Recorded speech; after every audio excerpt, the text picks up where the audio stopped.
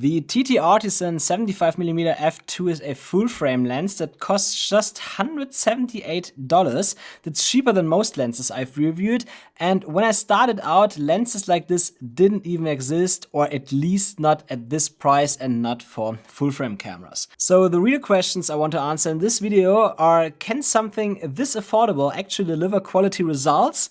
And how do lenses like this change the game for content creators? Let's get into it.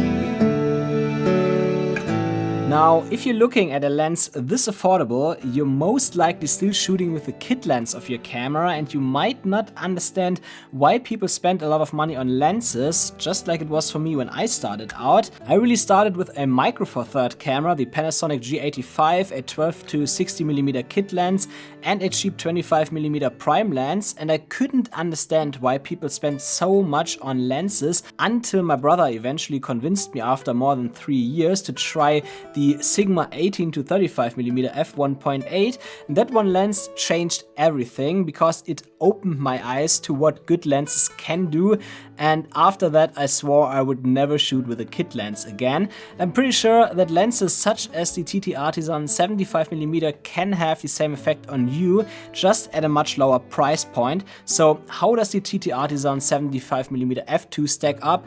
Is it just another cheap option, or could it actually compete with pricier lenses?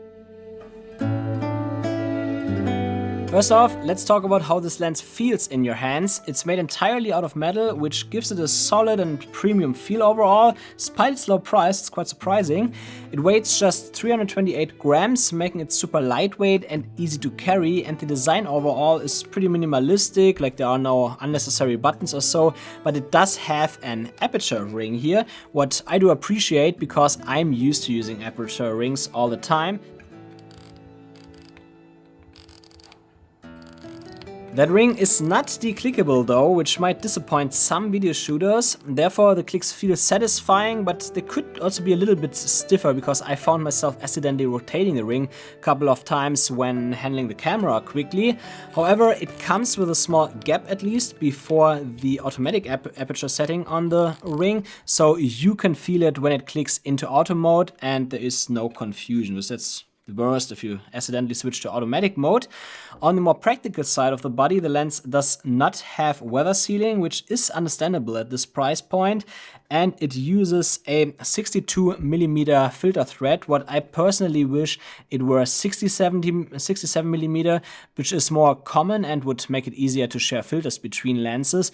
That's also the reason why you don't see much motion blur in this video. My ND filters don't fit, and I don't have a step-up ring for this size, but therefore the 62mm filter thread does keep the lens compact. It also comes with a pretty special lens cap here, the back cap, because there is a USB-C port included for firmware upgrades. You usually see that in the mount itself on other lenses right now. I think they probably included it here for keeping the costs down or so, which is great. I don't mind it. I think it's cool to have it like that. When it comes to the performance of this lens, let's look at some real-world shots first that I got over the past few days, and honestly I was pretty impressed. It feels sharp, sharper than I expected for something at this price point and also this size.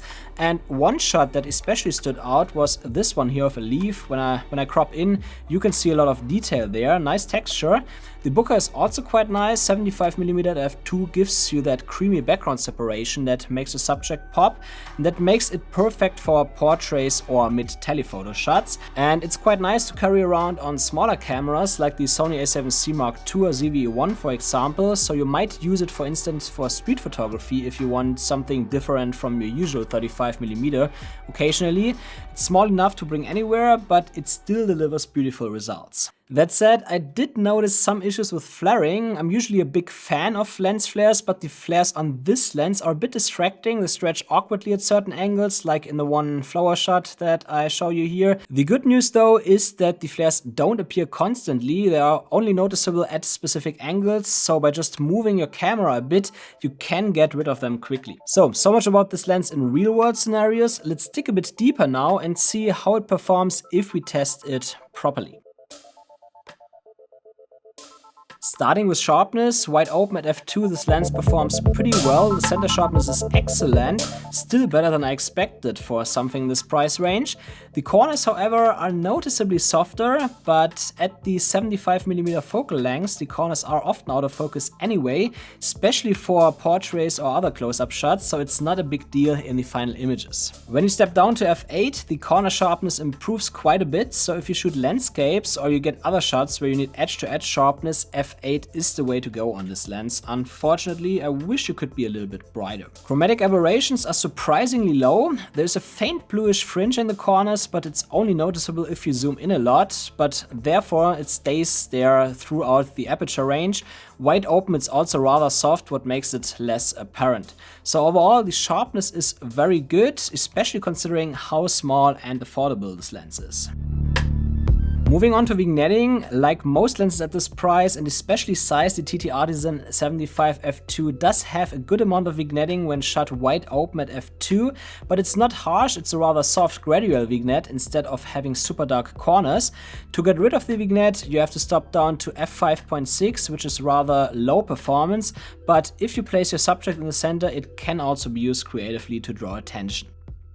Next up is longitudinal chromatic aberrations, which surprisingly are barely noticeable. If you really zoom in, you might see a slightly purple shift in the front of the focus plane and the green one behind it, but it's subtle. What I notice a bit more is that the contrast is slightly lower when shooting wide open from certain angles, but stepping down to f5.6 clears both up completely. So let's talk about autofocus. I can already say that the focus motors of this lens are not quiet. You can definitely hear them. I think microphones would pick it up, but that's not really an issue because at 75mm you are so far away that I don't see it as a problem. Like right now I use a wireless microphone. That's always what I would do with such a focal length. So that's good. And when it comes to autofocusing speed, let's speed it up a little bit. It's also not bad at all. The speed is actually pretty good on this lens, which surprised me for this price. It's probably not the super fastest, so maybe if you shoot sports or so you might get some issues, but for all your normal shots, even if you run sometimes, like I just did, it's perfectly fine, like when you track people and stuff. I did notice a bit of focus breathing, so it's not perfect, but it's also not super bad as far as I've seen with realistic focus pulls. As you can see in the shot right here, for example, right now. And of course, the autofocus is accurate, so you won't have any issues. And I'm filming on the A9 Mark III right now with this lens with standard autofocus settings. So this is around what you can expect with standard autofocus settings on newer Sony cameras. Next question is if the lens changes the color of your images, and here I can say compared to Sony's native lenses the colors are slightly cooler and a touch less saturated, but the difference is minor and can be easily corrected in post-production.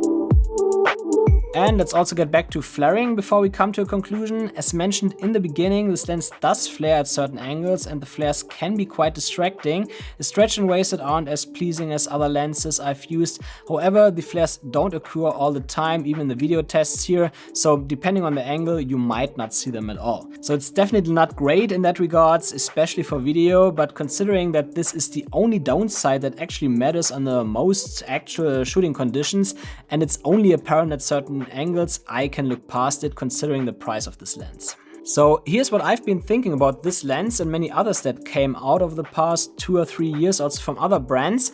If lenses like this had existed when I started out, I would have learned much faster why lenses and especially prime lenses matter, because back then I didn't get new lenses mainly because I didn't know the value for the prices, so I couldn't see how much of a difference a lens can make, and so I invested more in new camera bodies instead of lenses. And now the TTArtisan 75mm f2, while certainly not a perfect lens, is still very sharp, it's lightweight and ridiculously affordable. So it's a kind of lens that makes it easy for beginners to see the difference a good lens can make, and therefore maybe even get spoiled about more expensive and even better lenses. So if you're not happy with your photos or videos right now, maybe wait a little bit with upgrading your camera and get a better lens like the TTArtisan instead to see the difference. And of course, you should also practice more. Skill overall trumps everything. Speaking of which, check out this video here in the corner where I show you how to use natural lights to improve your shots, because that's even more important than most of your gear. Thanks for watching, and I will see you in the next one.